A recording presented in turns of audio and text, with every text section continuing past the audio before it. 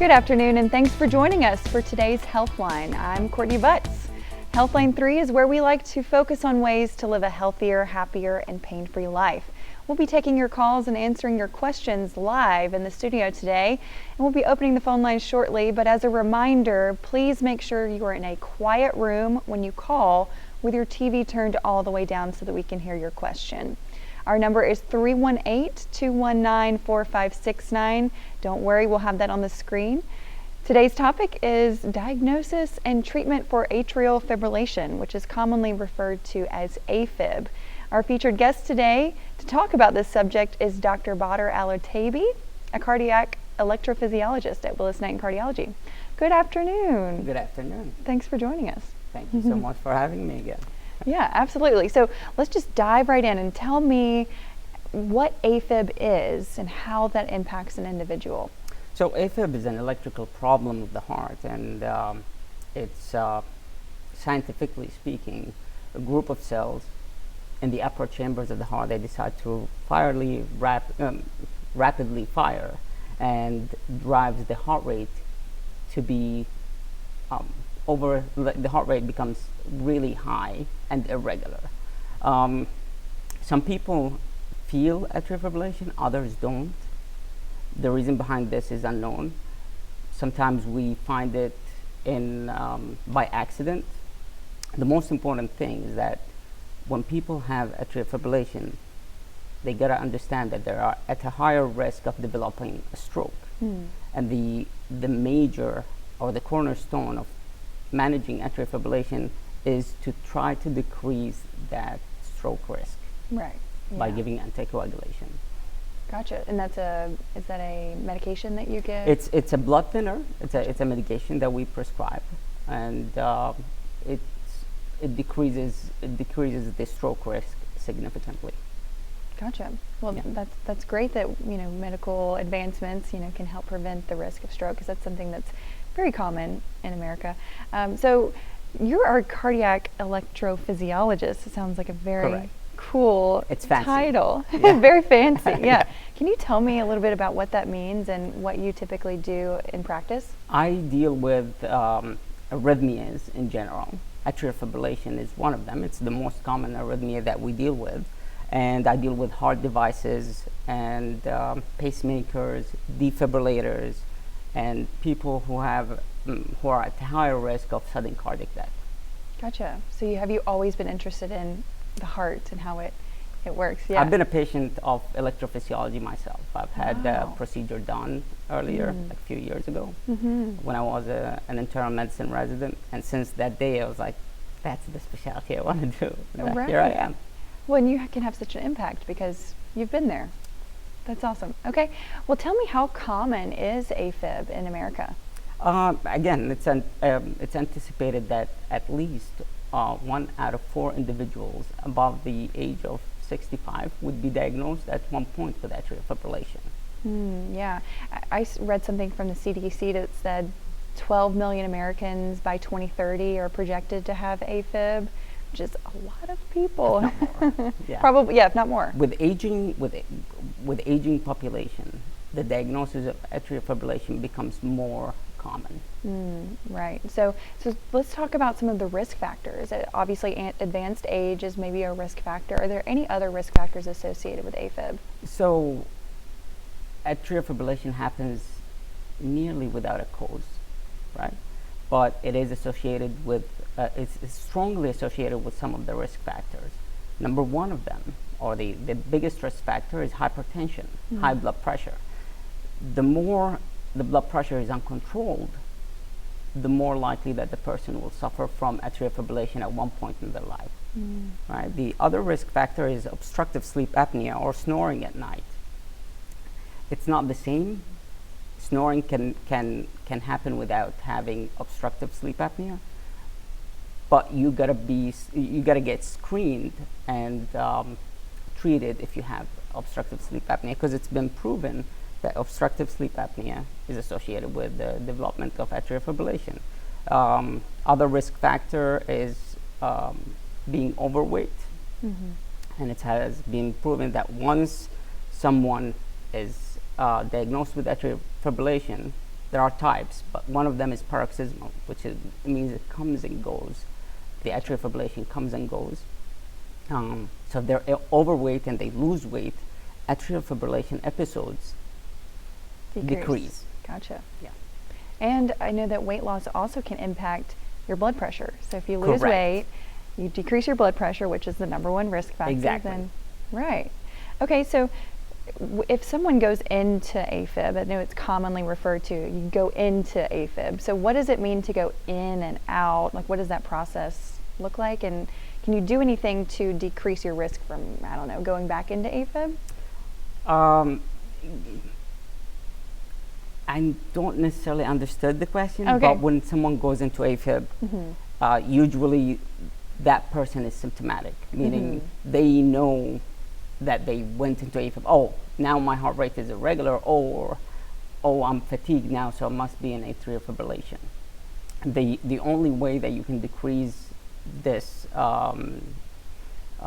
these episodes is, number one, by doing all the lifestyle modifications that we talked about.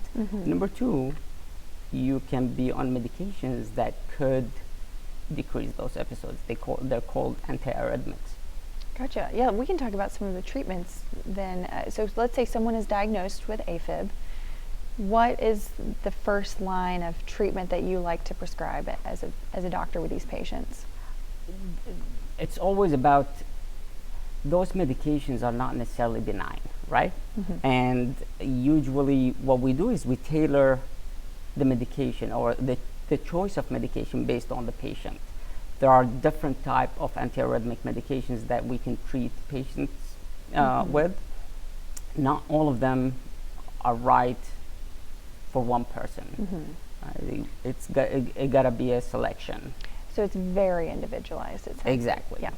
Exactly. Gotcha. We screen them for other heart diseases before choosing one medication. Some of the medications, they require the patient to be inside of the hospital when we start them. Gotcha. Yeah. Awesome. Well, we have a caller on the line. Debbie, what is your question for Dr. Alotaibi today? Yes, my question is, sometimes I don't feel the palpitations right off, but just my head starts sweating like it's raining. Is that one of the symptoms of AFib? Not necessarily. It might be related to something else, but do you have atrial fibrillation? Yes. It could be. So sometimes what happens is that your heart rate goes higher than what you're used to. So if you're in atrial fibrillation and your heart rate is 90 beats per minute, but still irregular, that could be okay with you. But then all of a sudden it jumps to 120 or 130, and then you start experiencing these symptoms.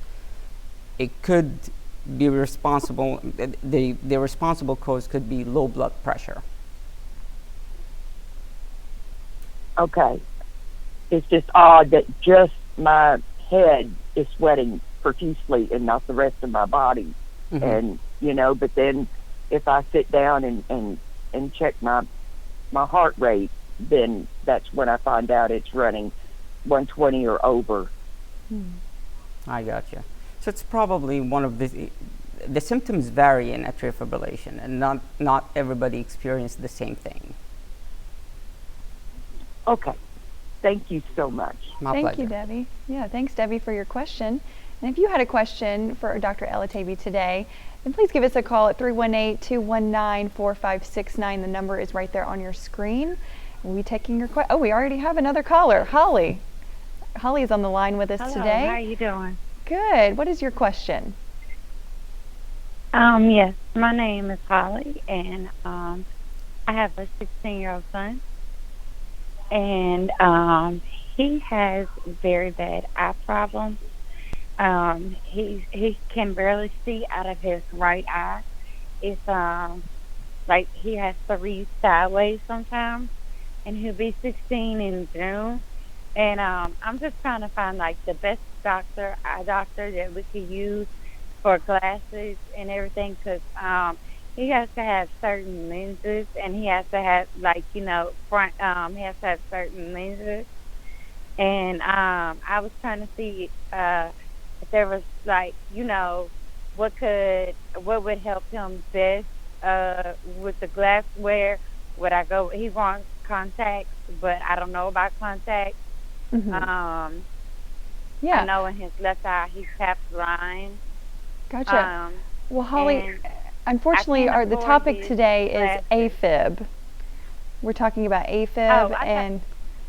and Dr. Alotaibi is a cardiac electrophysiologist. So unfortunately, I don't think we would be able to answer your question today. Thanks. All right. So since we're talking about electrophysiology, what is the dynamic between AFib and electrophysiology? Is there, a component with electrophysiology going on with the heart? Yeah, the heart pumps blood because there is electricity in it, right? You activate the muscle, the chambers of the heart. There are 4 chambers, 2 upper chambers called the atria, left and right, and 2 lower chambers called the ventricles, left and right. And atrial fibrillation is commonly known as a problem of the left upper chamber, the left atrium, and it's all about electricity. It's been studied for a long period of time, and we've found a lot of the areas in the left and right upper chambers can be isolated to decrease those episodes of, and when I say isolated, I meant electrically isolated. We neutralize them, and then the end result is that the episodes of atrial fibrillation would decrease. Gotcha. But isn't the human body just so amazing? Amazing. That's cool. All right, we have Rose on the line. Rose, what is your question? Now we have Carol. Carol, what is your question? My question is, I enjoy coffee, and my question is, will coffee affect the heart if you have decaffeinated? Would that be okay?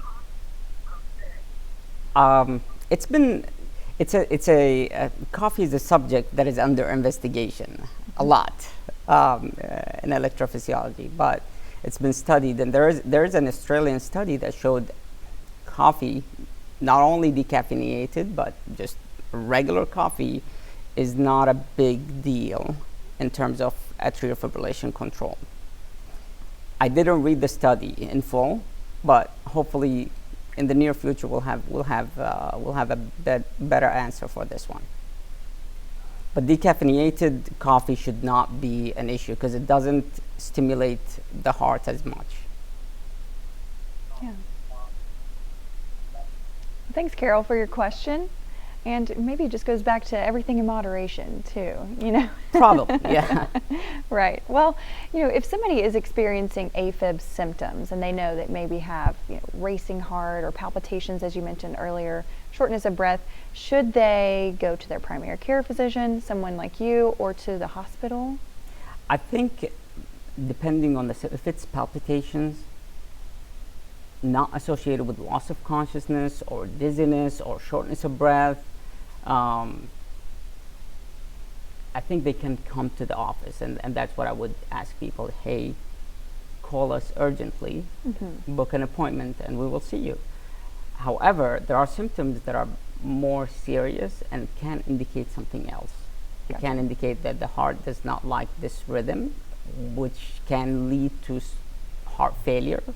It can indicate that the patient could not supply the heart muscle with enough blood, what we call angina. They get chest pain, and it can lead to syncope. So in these kind of situations, I'd rather them go to the hospital immediately. Gotcha. Yeah, good advice there. We have Don on the line. Don, what is your question? Hi. Really don't have a question, more than a request, you might say, because this condition he's describing is very similar to something that my son experienced when he went through puberty a number of years ago. And it's very similar. He was eventually diagnosed with Wolff-Parkinson-White syndrome, and sounds like very similar to what you're experiencing. And I just thought a program like you, because you hear all the time of these young kids that when they reach puberty and they're playing sports, and that's when this occurred with him, they just keel over and die. And this would be a good avenue to reach out to discuss that, because the symptoms are the same, and they eventually had to do an ablation.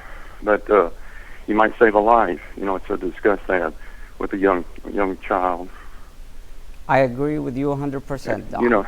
Because we didn't know, as young parents, we didn't know what was going on. He just said, my heart's beating fast, I'm passing out, and initially, we didn't realize the urgency in it. So you ought to devote a program to this. It might save a little kid's life. This is a hot topic in sports and in medicine in general. Athletes and sudden cardiac death and arrhythmias in the athletes that go undiagnosed, and definitely we should visit this topic at one point. Right. Yeah. Well, thank you for that perspective. Well, we have Rose back on the line. Rose, what is your question? Hi. I had a question for the doctor. My mother had rheumatic fever when she was an infant. She had a valve malformation from it, and she kept having AFib throughout her life. Towards the end of her life, she passed away in 2023 in October. But they offered to do, thank you, they offered to do an operation to try to get it fixed, but she refused the operation. She opted for the medication, and it wasn't enough. And my question to you is, can rheumatic or scarlet fever cause these types of AFib from, say, a valve that's not working the way it should be?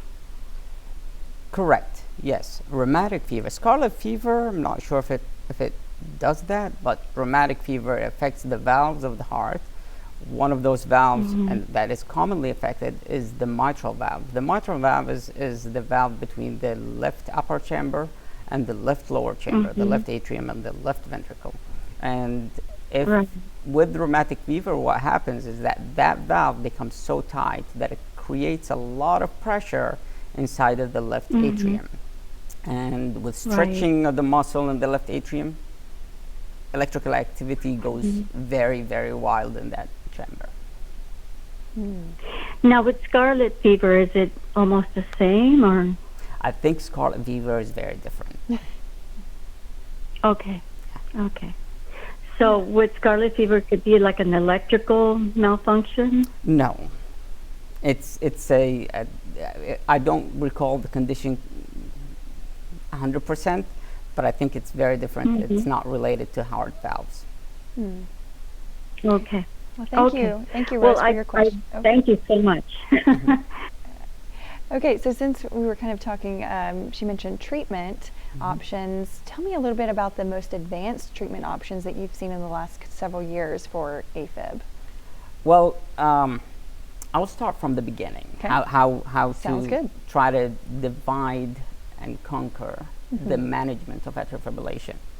We don't usually say we cure atrial fibrillation or we treat atrial fibrillation, but we manage atrial fibrillation, because until now we don't have a cure for this problem. Once someone has it, then they're labeled that they have atrial fibrillation. We try to manage it. As soon as this management goes away, they still have atrial fibrillation, just like high blood pressure. They take medications, it lowers the blood pressure, but they still have high blood pressure, right? There are cornerstones for this management strategy. Number one is stroke prevention. So we give people blood thinners to make sure, depending on how much risk they have of developing a stroke, there's different ways of calculating the risk, but we do calculate the risk, and then we decide based on studies. So that's number one, and it's the most important thing, because nothing else, if the heart function is normal with atrial fibrillation, nothing else would matter except that they have a stroke prevention. Atrial fibrillation as a problem by itself does not kill, but stroke would kill, right? So that's number one. Number two, lifestyle modification. I always try to start with that before jumping into the big guns. So weight loss, blood pressure control, obstructive sleep apnea treatment. Those are all things. Drinking alcohol, decreasing the alcohol ingestion definitely helps. These are all ways to try to manage atrial fibrillation without medications. This would help, right? And then the rate control strategy versus the rhythm control strategy, right? Some people, when they get into atrial fibrillation, they don't feel any problems. Their heart rates run in the 120s. The normal heart rate runs between 60 and 100, but they run in the 120s, 130s all the time, and they don't feel nothing. In that situation, I think the less we do, the better. We try to give them medications that are benign to decrease the heart rate. Gotcha. Right? Because on the long run, if you leave that 120 beats per minute go on for long, it's going to cause heart failure, and then the pumping function of the heart will go down. And then the rhythm control strategy.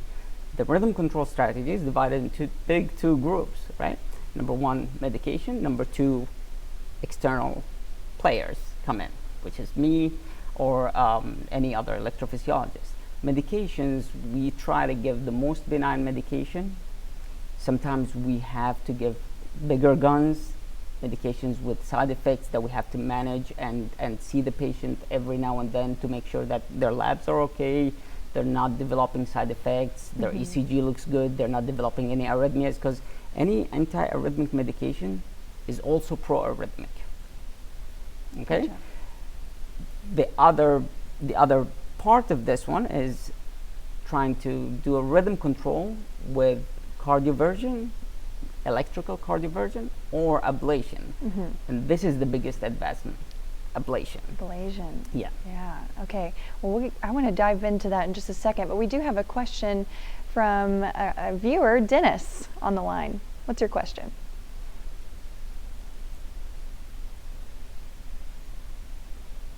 Dennis, are you there? Oh, that's.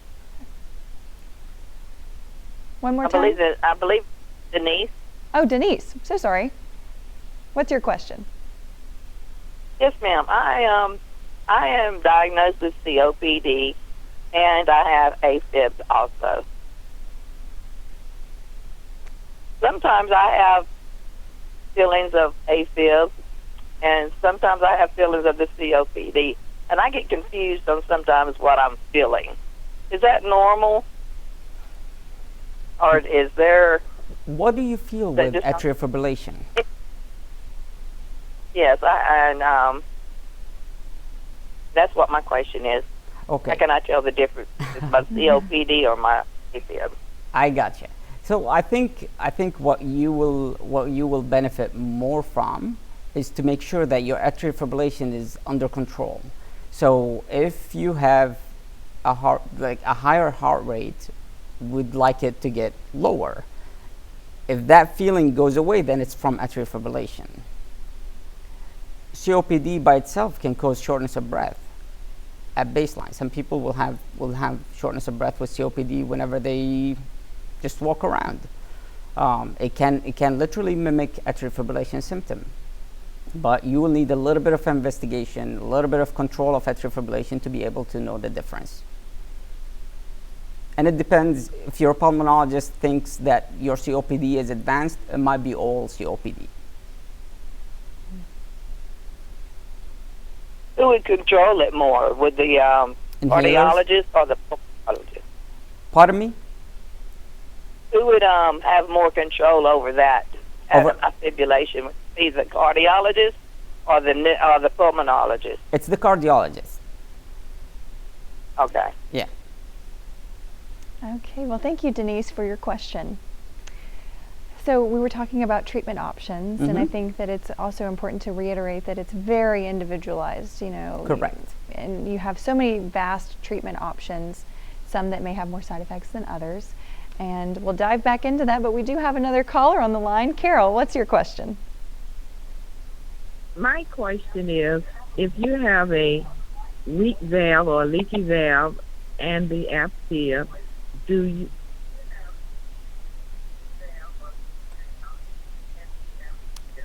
Do you take the same basic treatment that you were talking about, the weight loss and the medication that will prevent a stroke? Correct. Yes. You'll have to have both of those. And what is the life expectancy? The life expectancy with atrial fibrillation? Is that your question? Yes, and your leaky valve. Okay. Yes. If the leaky valve is too severe, then it might be a contributing problem to having atrial fibrillation. Okay, might, depending on what's the valve, what's the mechanism of that problem. The life expectancy with atrial fibrillation, I don't think there will. The moment you get the diagnosis, you have a solid answer. It all depends on the course of atrial fibrillation. If it's controlled, things should be normal. Yeah. Yeah, well, thank you, Carol, for your question. And going back to treatment options, ablation, I want to know a little bit more about this, and it sounds like it's a little bit more advanced. It is the latest advancement in atrial fibrillation, and all of the technologies actually going forward in that part of atrial fibrillation management. We're lucky here at Willis Knighton. We have all the technology that is available for atrial fibrillation ablation. What we do is a procedure where people, they come in, they get investigated first before being put on the table. It definitely has to be a patient who is eligible to get it, and there are only two indications. Number one, if you have symptoms.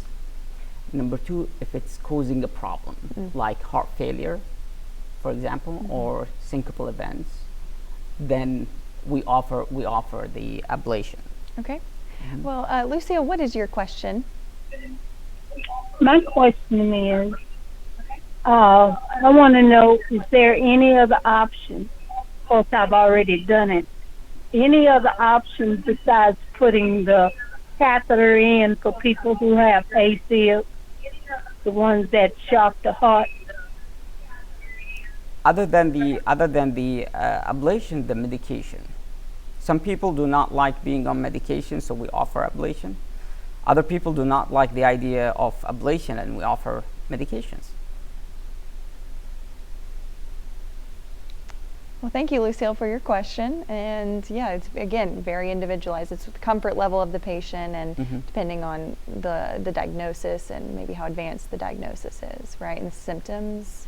Correct. As well. Yeah. Correct. When we decide on taking the patient to the electrophysiology lab and putting them on the table, we risk stratify them, and we try to understand that we're putting a positive impact on their life. So it has to be, again, individualized, a good patient history, and talking to the patient, you understand their symptoms, and you wouldn't want to take a risk when there is no impact. Exactly. Yeah. Well, real quick, Doc, tell us where we can find you, where are you located at, and do you have a phone number that maybe someone could contact to get in with your practice? Yes, of course. This is a lot of information that I don't necessarily have in. Well, that's okay. You're at Willis Knighton Cardiology. Yes, that's where you'll find me, and I have there's a website, wkcardiology.com. Yep. You'll find all the doctors. I'm on that page. Okay. So you can click on it. You'll find all the office information. Phone number, address, and everything. Yeah. All that good stuff. Yeah, so it seems like a lot of people had questions for you today, and the best way is to get in at Willis Knighton Cardiology, get an evaluation with Dr. Alotaibi, and he'll take good care of you. Sounds good. Okay. Well, thank you for your time again today, Dr. Alotaibi. I always walk away learning something new. My pleasure. Yeah, so Dr. Alotaibi, cardiac electrophysiologist, and you can find him at Willis Knighton Cardiology. And that's a wrap for today's Healthline, and we hope you have a very healthy Thursday.